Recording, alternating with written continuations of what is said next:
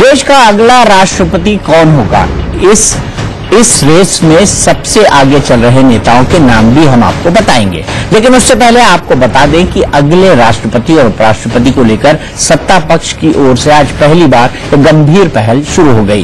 BJP अध्यक्ष अमित शाह ने तमाम राजनीतिक दलों के नेताओं से बातचीत के लिए एक 3 सदस्यों वाली समिति बनाई है।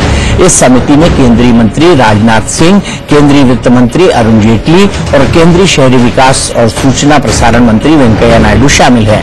ये तीनों ही नेता सभी दलों से बातचीत कर किसी एक नाम पर सर्वसम्मति बनाने की कोशिश करेंगे। अगर बात नहीं बनी तो फिर चुनाव होगा। 17 जुलाई को चुनाव कराए जाएंगे और वोटों की गिनती 20 जुलाई को होगी। इस चुनाव के लिए नामांकन दाखिल करने की अंतिम तारीख 28 जून है।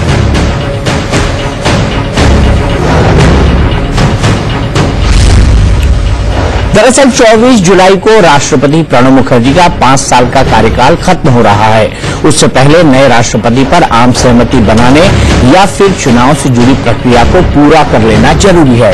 अगर चुनाव की नौबत आई तो नामांकन के लिए महज 16 दिन बाकी हैं। लेकिन राष्ट्रपति और उपराष्ट्रपति पद के उम्मीदवारों का नाम अब तक तय नहीं हुआ है, न ही पक्ष विपक्ष में कोई बातचीत शुरू हुई है। ऐसे में अमित शाह ने आज अपना अरुणाचल दौरा टाला और 3 सदस्यों वाली कमेटी गठित कर दी।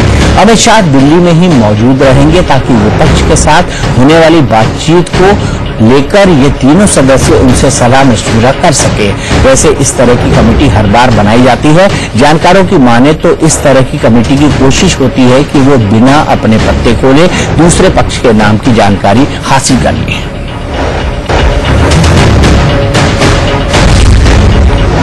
लेकिन इस वक्त विपक्ष भी अपने पत्ते नहीं खोल रहा और एनडीए की ओर से उम्मीदवार के ऐलान का इंतजार कर रहा है। वैसे विपक्ष का एक धड़ा ये मानता है कि अगर सरकार कोई सर्वसम्मत उम्मीदवार चुनती है तो विपक्ष उसका समर्थन करेगा।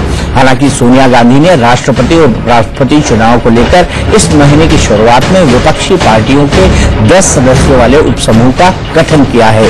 इस समूह में औपचारिक बैठक 14 जून को होगी। इस उपसमूह में कांग्रेस नेता गुलाम नबी आजाद और मल्लिकार्जुन खड़गे, जेडीयू नेता शरद यादव, आरजेडी नेता लालू प्रसाद यादव, सीपीएम नेता सीताराम येचुरी, टीएमसी नेता डेरिक ओब्रायन, समाजवादी पार्टी के नेता रामगोपाल यादव, बीएसपी नेता सतीश चंद्र मिश्रा, डीएमके नेता एस भारती और एनसीपी नेता प्रफुल्ल पटेल के नाम शामिल हैं।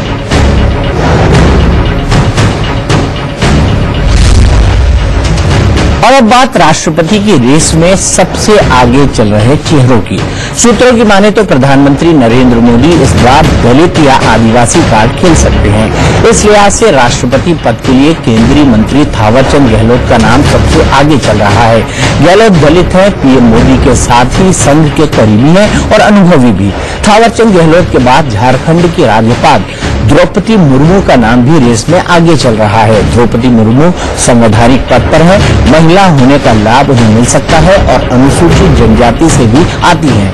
ऐसे में उनके नाम पर विपक्ष के साथ आम सहमति भी बन सकती है। वैसे सूत्र ये भी बता रहे हैं कि बाबरी ढांचा ढहाने में साजिश का आरोप लगने के बावजूद लालकृष्ण आडवाणी और मुरली मनोहर जोशी के नाम खारिज नहीं हुए हैं।